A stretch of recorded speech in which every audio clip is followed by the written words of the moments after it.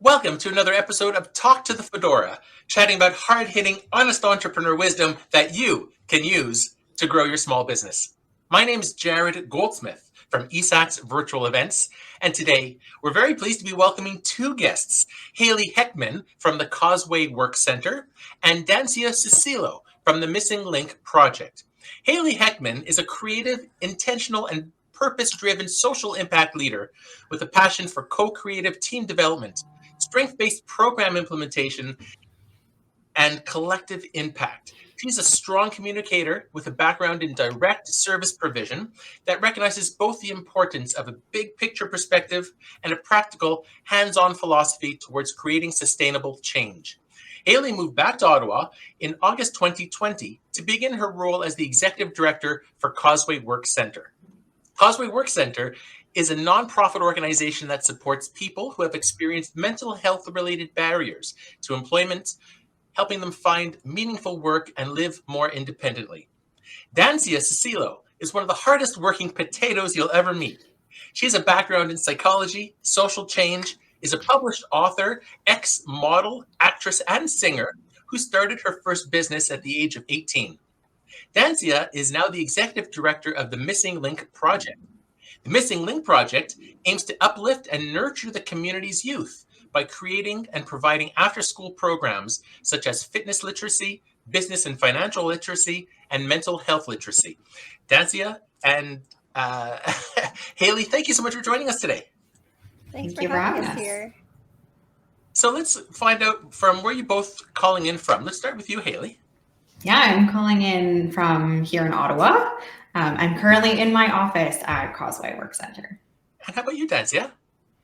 I'm also here in Ottawa. I am in my apartment. Great. That's one of the equalizers of COVID. You know, anybody could work from anywhere. So we gave a little introduction for both of you, but let's start talking a little bit more about you, Dancia. Like, who are you, and can you explain a little bit more about what the Missing Link Project's all about, please? Yeah. My background is in the media, arts, and entertainment industry. And when I was leaving there, I was thinking I want to do more in the social impact scene. So I wanted to work in the social sector with a nonprofit. So that's when I joined the Missing Link Project. So I joined in because I have a passion for fitness and mental health. And I mean, everyone feels that the education system is failing us when it comes to business and financial literacy. So I think that's a gap that we're happy to fill. Great. Well, thank you so much. And over to you, Hailey. Like, talk a little bit about the background and what the organization is all about, please. Yeah, for sure. So I have worked a little bit differently from Dancia. I've worked in the social services sector my whole career, working in different types of nonprofit organizations in mental health, youth services, disability services. And so a couple of years ago in 2020, I came across the opportunity to work with Causeway Work Centre, which is an organization that supports people who've experienced barriers to employment find meaningful work. And it was just such a great place to utilize all of my skills and background and experience.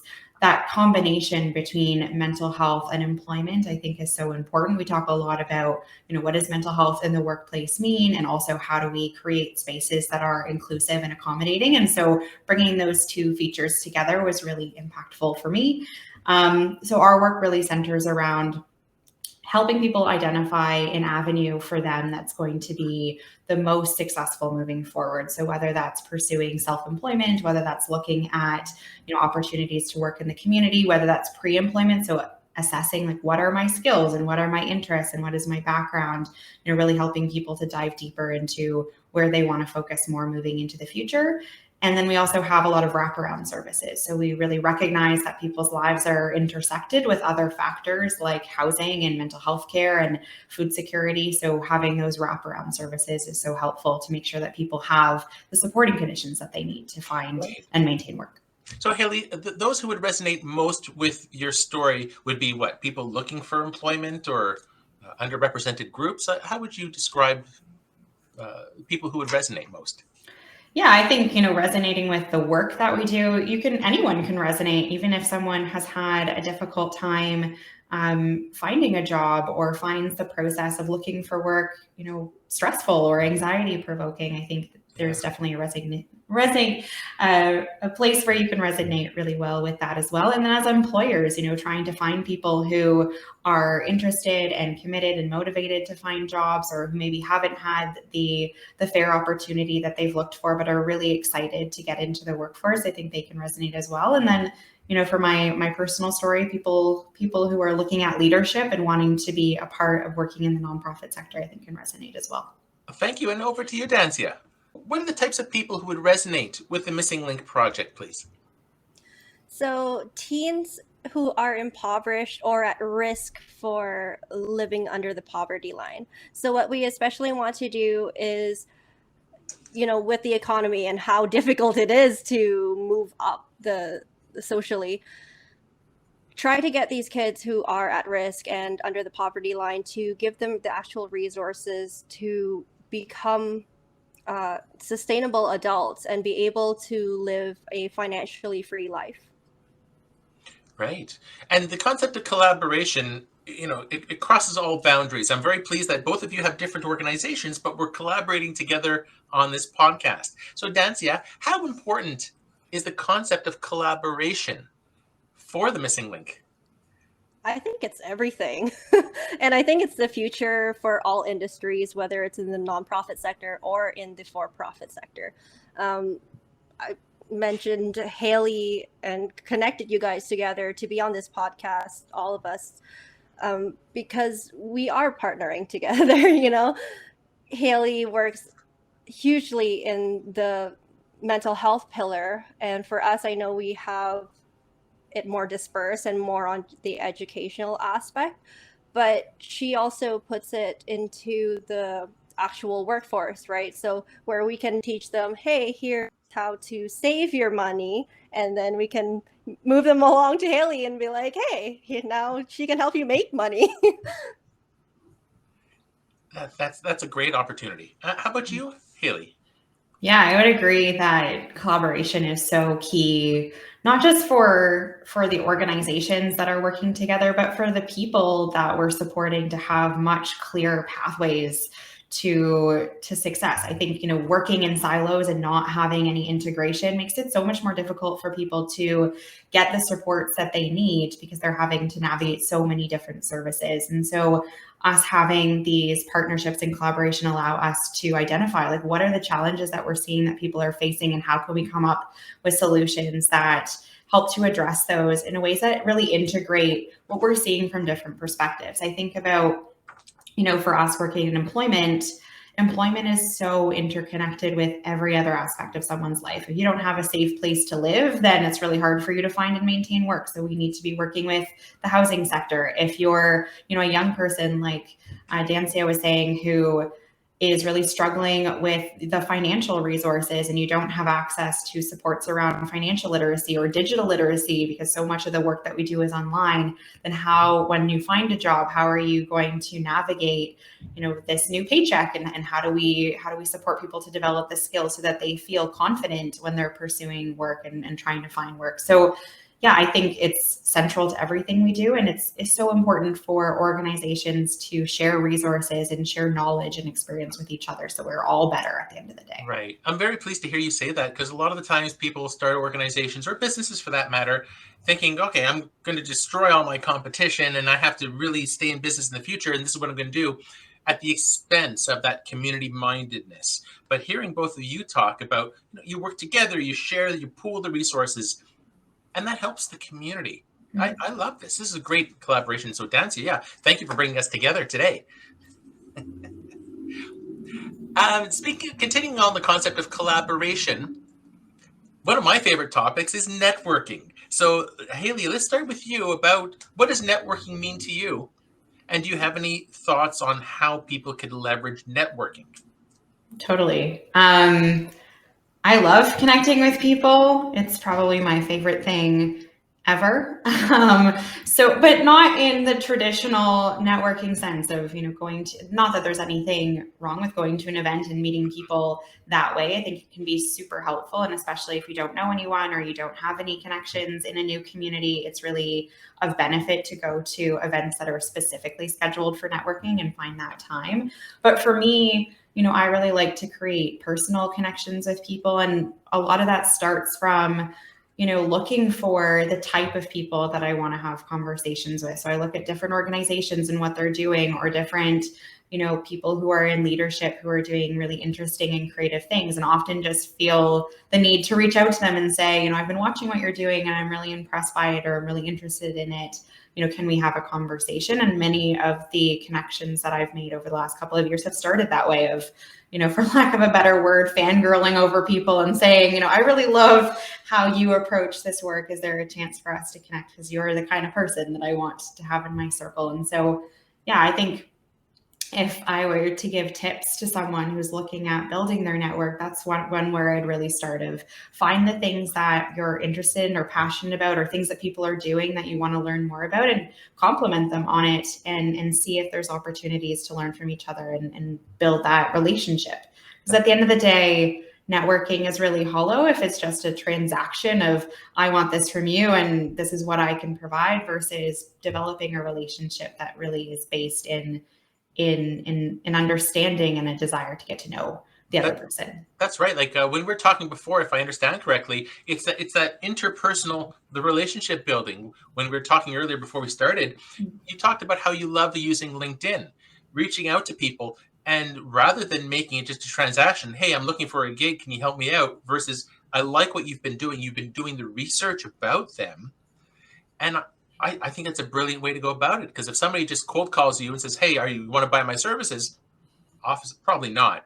But if you say, yeah, we went to the same school, I see that you're connected with so-and-so and this great organization, let's collaborate. Mm-hmm. Love it. How about you, Dancia? Networking, what does it mean to you? I love that you're asking this question, given that I'm talking to you and Hailey right now, because I met you both through networking in very different ways. So Jarrod, I remember meeting you through Artpreneur in-person event, right? 2017? And Hailey, I connected with her because I was fangirling over her, actually. I came across her LinkedIn, saw how impressive she was, and I was so intimidated. And I was like, you know what? I'm going to take my chances and shoot her a message and try to get her input on not only leadership, but also how to navigate the social sector, especially that he was and is so successful, so young. And this is all very new to me, and I have no idea. So I'm so happy to have met Hailey and have her as a mentor. And now that we've just gotten closer over the months and we're pretty good. Like, networking has given me a great work life. It's given me so many wonderful friendships, and I mean, I don't know where I'd be without it, honestly. Well, hey, Nancy, you mentioned the concept of mentorship. So let's talk about that now. How has mentorship helped, and how did you go about finding, you mentioned Hailey is one of your mentors. How did that happen? I don't remember exactly how I found Hailey's profile, but basically I was just scrolling through other people's LinkedIn profiles and seeing how I can learn from them, how I can connect, what I can use as conversation starters. And Hailey's been a wonderful mentor to me. And I know from the past that I love mentoring other people who are entering the arts and entertainment industry, and it re-solidifies everything that I know. And it's just nice to help other people, It's nice to build your network by just helping. And like Hailey mentioned, when it's a transaction, it feels superficial. But when you're genuinely trying to help other people, you build these nice, strong connections that you don't know where it will end up. Maybe it will just be professional. Maybe you'll find your new best friend. Yeah. And over to you, Hailey. How has mentorship helped you grow as a person? Yeah, I'd say, first of all, thank you, Dancia. That was very complimentary and hard to sit through. I would say, for me, mentorship looks like so many different things. I think, just having one perception of mentor as a person with experience and a person with less experience, having conversations around what the person with experience has been through and what the person with less experience is trying to tackle now is really one way of looking at it. But I think, for me over the years, having conversations with people who are in similar roles, who are dealing with similar situations, and being able to bounce ideas off of them and say, hey, this is what I'm facing. How have you dealt with something like this before? Or is it something that, is this situation normal? Am I completely off base in how I've handled it? Like being able to have those conversations, I found even in a group setting is really helpful, of having multiple perspectives come together and have conversations. But one of the things, and I think about Dancia with this as well, of, having an opportunity to have mentorship and learn from people at different stages in their career is really helpful to me, of talking to someone who maybe is new in this field and has fresh eyes and is able to look at something from a perspective that maybe I wouldn't have because I've been doing this for a few years is a really significant benefit. Or talking to someone who works in a different industry about an issue that I'm facing and how they would handle it given their circumstances also gives you a fresh insight into what this could look like from a different angle. And so for me, mentorship has been really informal, but it's also been some of the most enlightening conversations, because they're a chance for you to see, how can I take myself and the situation and the context that I'm facing out of the scenario and really learn from other people and be a sponge to their experiences. So yeah, I love having those conversations. They're some of my favorite ways to spend my free time. Well, I'm very encouraged that both of you are here, because that's one of the purposes of these podcasts, is to be a resource to help others with a variety of issues. Continuing the topic about mentorship, let's talk about branding. What does branding mean to you, and how has it helped both of your organizations? Dancia, let's jump back to you. So for the Missing Link project, I don't know how it's really helped the organization as of yet. Just because we're so new, I haven't really seen the results. However, branding, I think, is really important as an organization, as a person. I know I focus on my own personal brand when I do interviews or come into a new field of work, right? Like I want their values to also align with mine. I don't want to be working for an organization that I don't believe in. And I'm actually willing to take lower pay just to be with an organization where I actually believe in their core values and what they're doing and how they help our community. Thank you. And Hailey, the Causeway's been around a while. Has branding played a part in that? Absolutely. I think branding, not just the logo and the colors and all of those things are great. And they certainly help. I am in Causeway color at the moment. We have a lot of blue things in my office. But I think ultimately kind of what Dancia was saying, it's about really understanding what the values are and what the mission is and the focus of an organization. I think that really helps to set an organization apart. Like for us, branding often means telling stories about how our work has impacted people, or sharing the experiences of employers, or talking about what our staff's perspective is when they're working directly with someone. Being able to really speak to how the work has impact in community is a big part of how we've done our branding.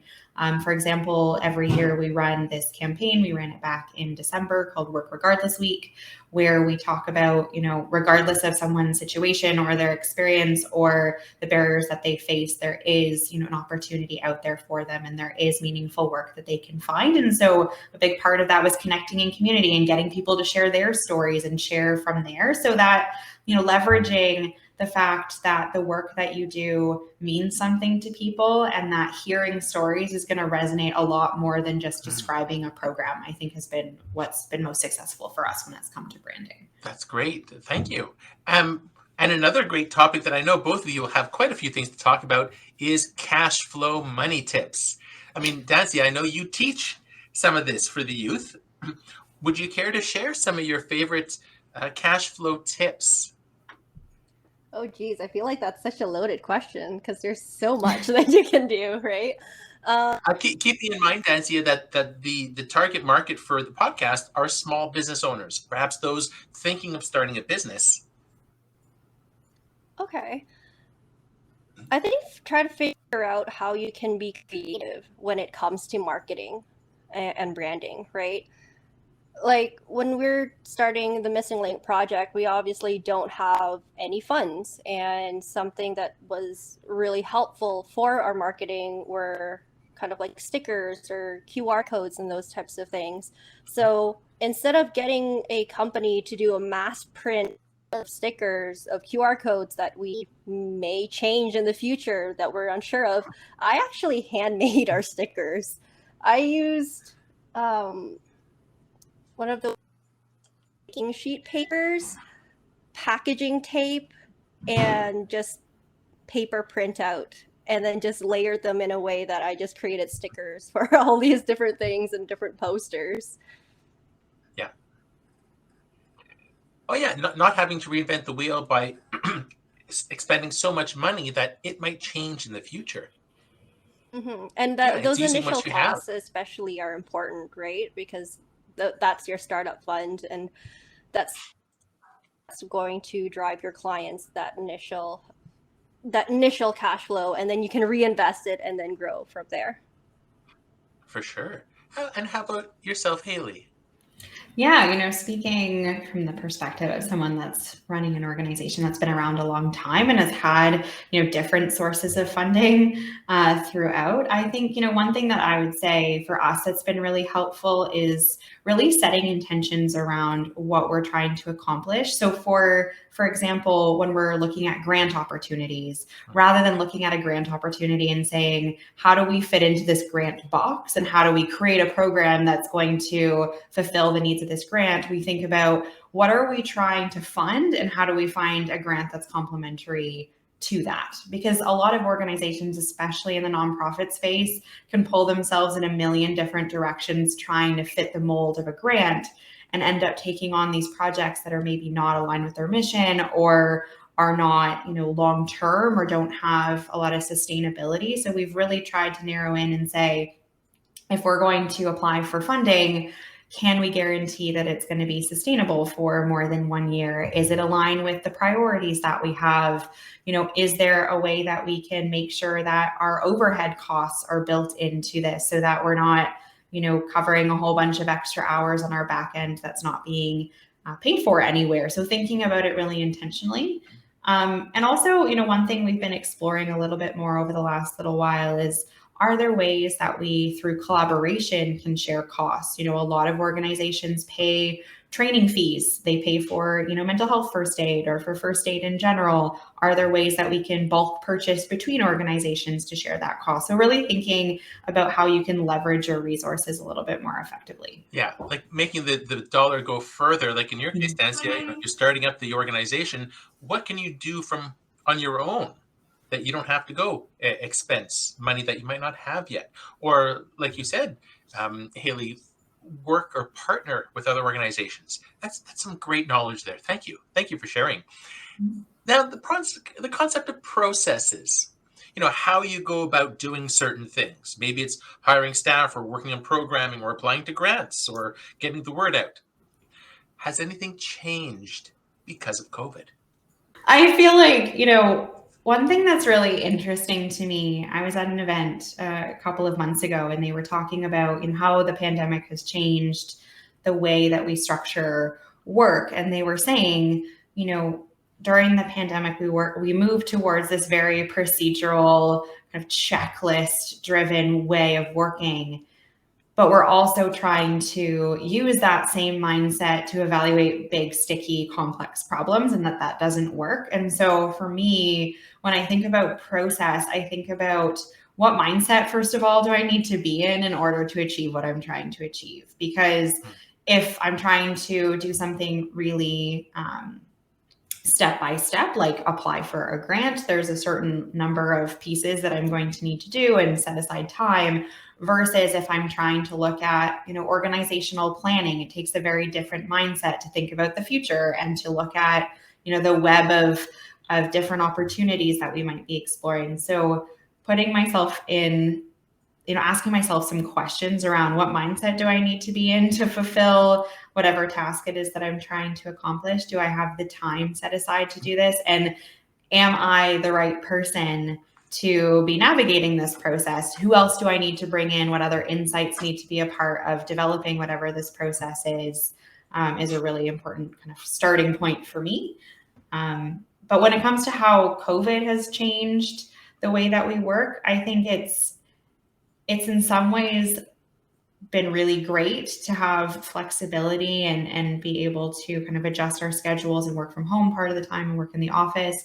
But it's also been, I think, a time where we've forgotten that the work that we do is really complex, and sometimes you can't just seamlessly jump from one thing to another. And so giving yourself time and giving yourself grace and recognizing that you can't do everything all at once, I think is really important.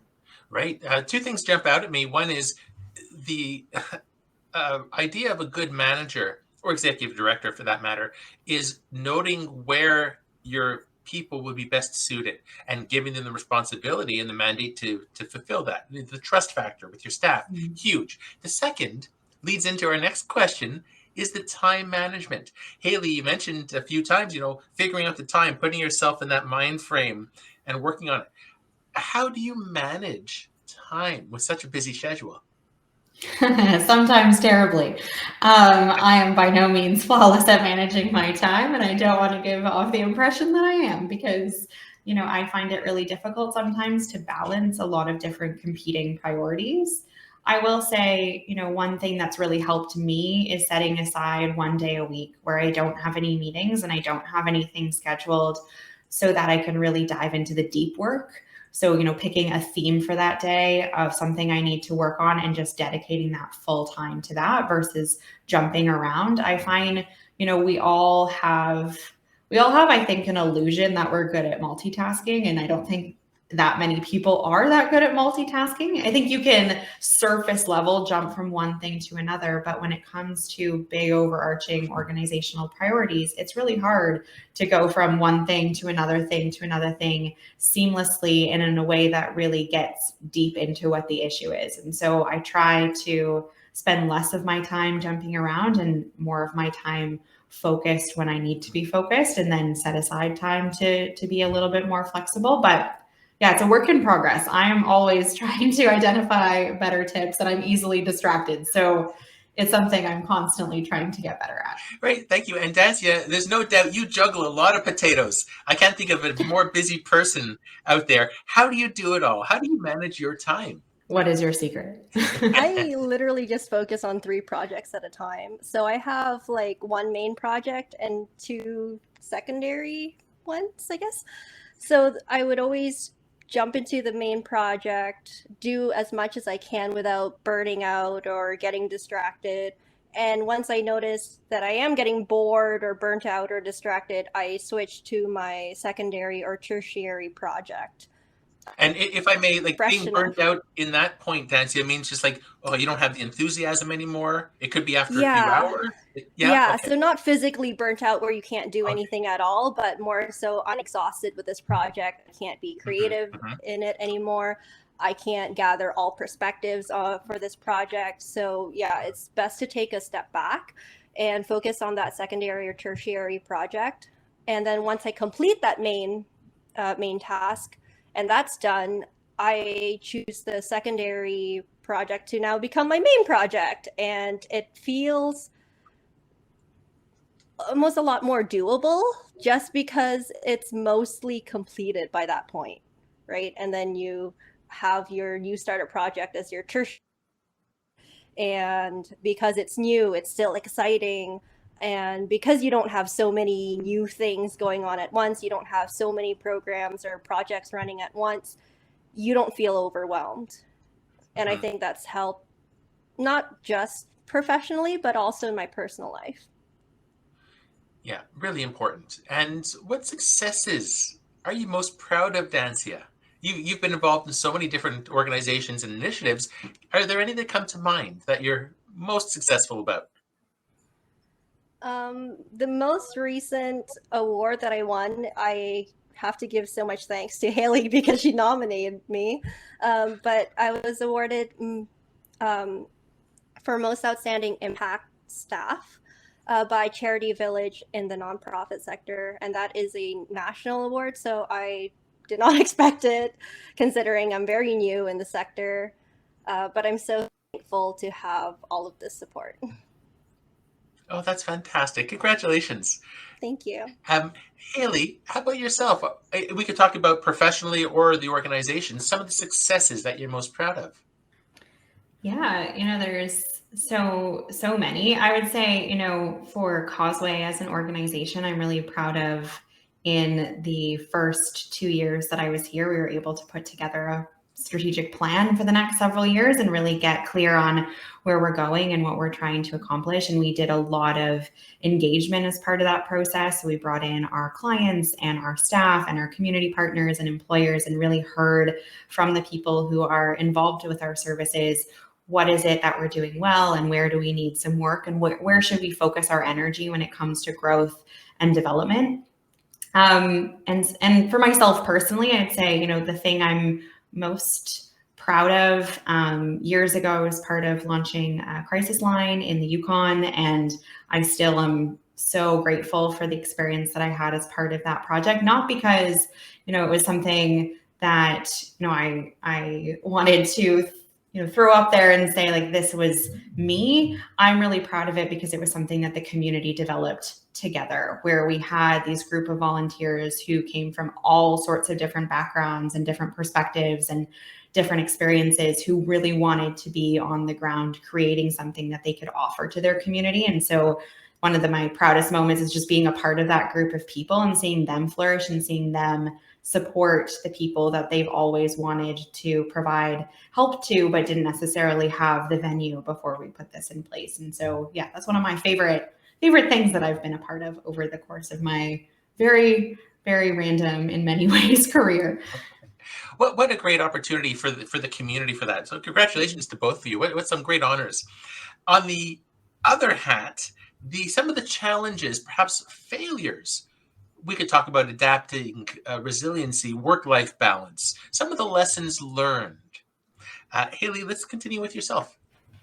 Oh, I have so many. I'm lessons learning every day. I would say I don't look at anything as a failure. I look at everything as an opportunity to grow and evolve. I've had, many challenges over the years. Years ago, I was, tasked with running a program that was really not in a place to be able to continue in a safe and supportive manner. It was a residential program. There was a lot of pieces that were really challenging for the organization. And so, working with the board and having to close that program, regardless of how much impact or how much support it was providing, was a really difficult thing to be a part of. But I learned a lot about, how do we grow and evolve programs over time rather than creating something and leaving it as is for 20 years? How do we make sure that we're taking an iterative approach to our services and making sure that they grow and evolve and adapt with the people that we're supporting? I think that was a huge lessons learned for me. But for me, I'm always learning. So much of what I've done has been kind of off the cusp, and I've been in many situations where I'm asked to solve a problem or to be part of developing a solution to something I've never been exposed to before. And so a lot of that has been trial and error and trying to learn as much as I can as I go. And sometimes it works out really well, and sometimes I leave thinking, what was I trying to accomplish with this solution? But all of it has been a chance for me to learn and grow and learn from other people, because one of, I think, the most important qualities in a leader is being open to and welcoming in feedback. And some of the times where I've learned the most is when I've had, critical feedback from the people around me saying, I really didn't like the way that you did this, or I would have preferred this response. That is how I learn best. So yeah, I've always been really grateful for those learning moments. Thank you. Dancia, yourself, some of the lessons learned that you care to share. Yeah, my biggest one would be time management, actually, because I wasn't great at it before, and I think I still do struggle with it every day a little bit. But it got to a point once where I actually ended up getting a mini stroke, or just because I was under so much stress. I was doing school, I was working, and then I was still in the arts and entertainment industry at the time, so I was touring as well, and it was just so exhausting.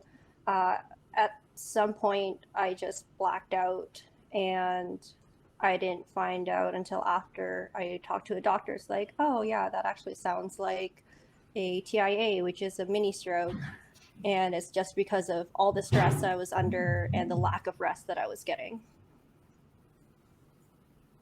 Wow. Yeah. So learning to slow down and then work on a few things at once, like you mentioned, instead of everything. Yeah.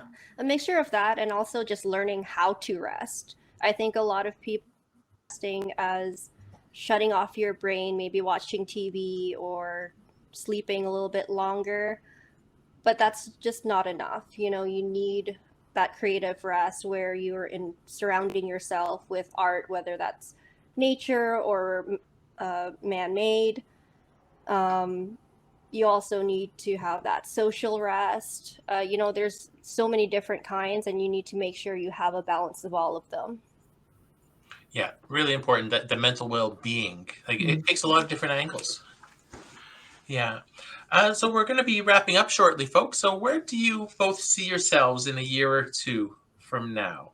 Yeah, that's a good question. A year from now, I really took some time at the beginning of this year to reflect on, what are my priorities and how do I want to spend my time, and where do I see the most benefit from where I'm investing my time and energy. And so I hope, a year from now, I've been able to really action some of the priorities that I've set for myself.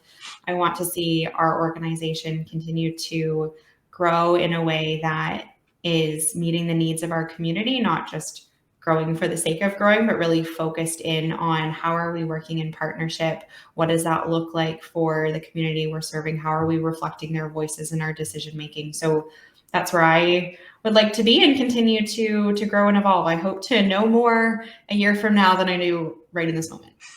Thank you. Dancia, where's the Missing Link project going to be in a few years from now? How do you envision that? Well, right now, because it's so new, we're not financially sustainable. So I hope that we'll be able to be fully sustainable at that and start hiring some more full-time and part-time staff and educators. Yeah. Around that time, I will probably starting to make my departure. I'm still studying to become a clinical psychologist, so I'll probably be focusing on trying to find internships for that by that point.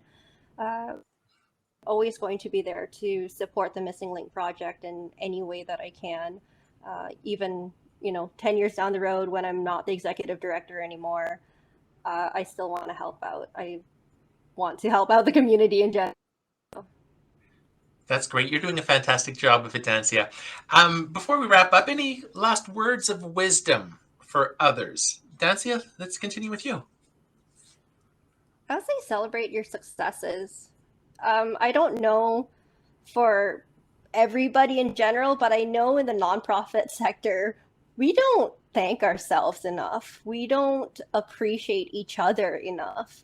And that's one of the causes of burnout, right? You don't feel appreciated, but people forget to appreciate themselves. And I've noticed recently where I feel very awkward smiling or being proud of small achievements unless someone else mentions it and basically gives me a pat on the back. And then I'm like, oh, I get proud of XYZ thing.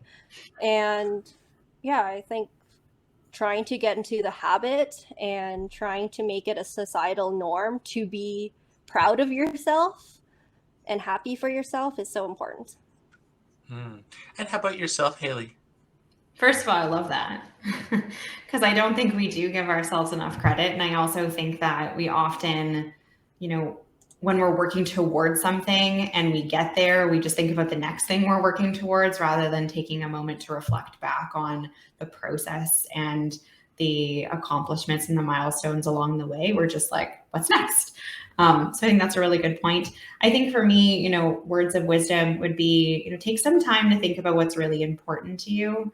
I think a lot of people whether it's a small business, whether they're an entrepreneur, I think a lot of people make decisions sometimes based on what they think they can get out of a situation or where they think other people might have perceptions around what they're doing or how other people might view their success. But I think it's so critical for your longevity to know what drives you and what makes you feel engaged and what gives you energy. And going back to what Dancia was saying, I think make some time to give yourself rest. It's so fundamental to being able to sustain whatever it is you're working towards in the long term is if you have that space for yourself that's sacred, that you dedicate to your own needs, because ultimately you're not going to be able to as successfully support other people or support your business or support whatever it is you're trying to accomplish if you're not taking care of your own needs and of yourself. Really, really important. Thank you. This is a fantastic tidbit of knowledge. Hailey, how can somebody get in touch with you, please?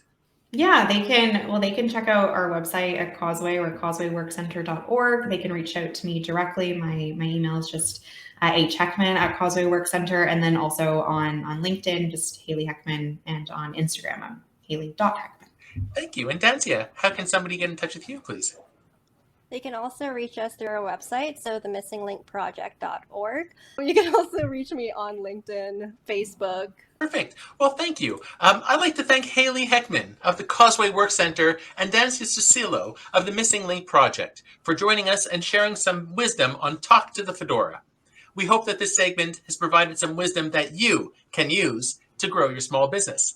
Please subscribe to our eSAX YouTube channel and be sure to check out the hundreds of other videos on entrepreneurial content. Thank you, Hailey and Dancia, for your time today.